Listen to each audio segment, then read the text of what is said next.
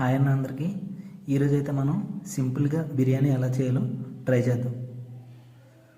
First అయితే మనం కావాల్సిన ఆనియన్స్ కట్ చేసుకుంటాం, తర్వాత టమాటో కూడా కట్ చేసుకుంటాం, అండ్ దీనికి కావాల్సిన సామాన్లు ఇవన్నీ ఇంగ్రీడియంట్స్ అన్నీ పక్కన పెట్టుకుంటాం. తర్వాత కొత్తిమీర కూడా కొంచెం కట్ చేసుకుంటాం. ఇప్పుడైతే మనం కుక్కర్లో 2 టేబుల్ స్పూన్స్ ఆయిల్ వేసుకుంటాం. ఆయిల్ వేసుకున్నాక బాగా మరిగిన తర్వాత మనం కట్ చేసుకున్న ఆనియన్స్ వేస్తాం ఇందులో,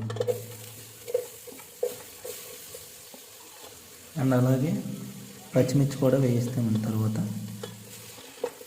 ఇప్పుడైతే మనం ఈ ఆనియన్స్ అండ్ పచ్చిమిర్చిని బాగా వేపుకోవాలి, బాగా వేగినంత వరకు.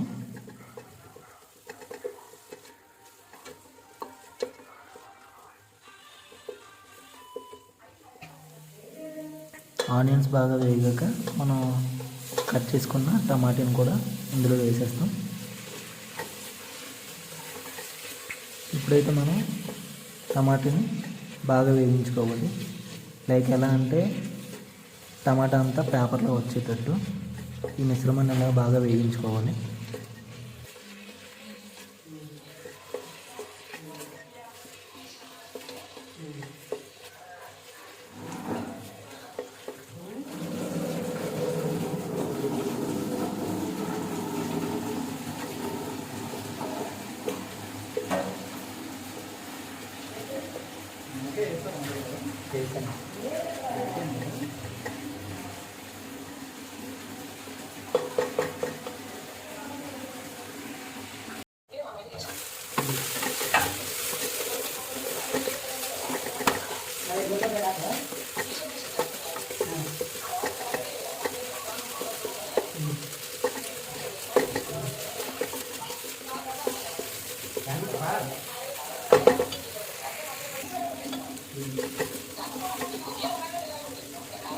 మనకి టమాటా బాగా వేయాలి. కొంచెం అల్లం వెల్లుల్లి పేస్ట్ కూడా వేసుకొని మిశ్రమాన్ని మొత్తం మంచిగా కలపాలి.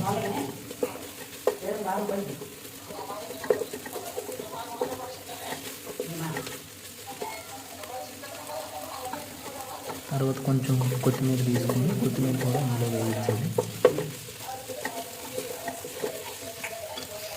ఇప్పుడు మనం బిర్యానీ రైస్ని, మీరు బిర్యానీ రైస్ అనుకుంటే ఆ రైస్ని నానబెట్టుకున్న తర్వాత ఇందులో బాగా కొంచెం వేయించాక దానికి సరిపడా వాటర్ కూడా వేసుకోవాలి.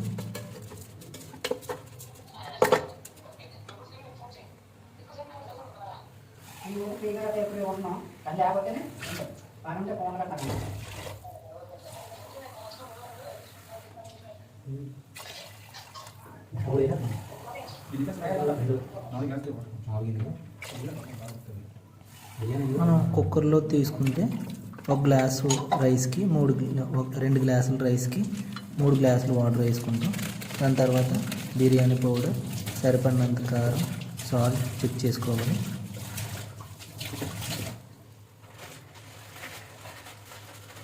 మొత్తం బాగా కలుపుకున్నాక ఒకసారి దీని టేస్ట్ మనం చెక్ చేయాలి.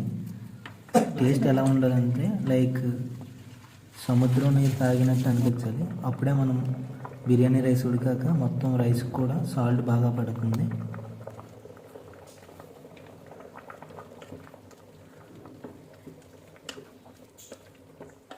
ఒక 30% ఉడికాక ఒకసారి ఓపెన్ చేసి మొత్తం అంతా బాగా కలపాలి.